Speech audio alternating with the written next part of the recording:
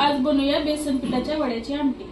बेसन पीठ घेतलंय, कोथिंबीर, अद्रक, लसूण, जिरं, मिरची। आता हे वाटण वाटून हे पीठ मळून घेणार आहे।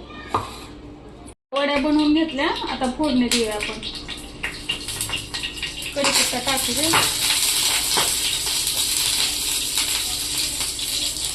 थोडी राई, जिरं,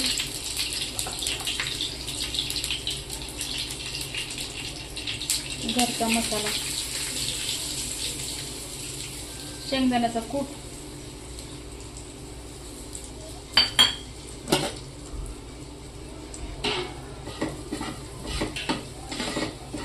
आणि वाटणाचं थोडंसं पाणी राहिलेलं ते।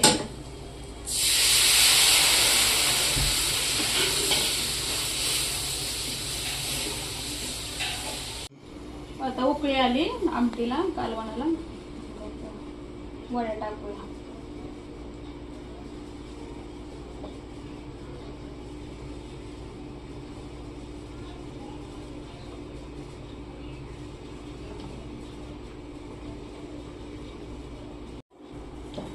ही झाली आपली बेसन पिठाच्या वड्याची आमटी।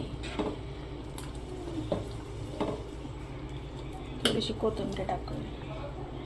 व्हिडिओ आवडल्यास लाईक, सबस्क्राईब करा। धन्यवाद।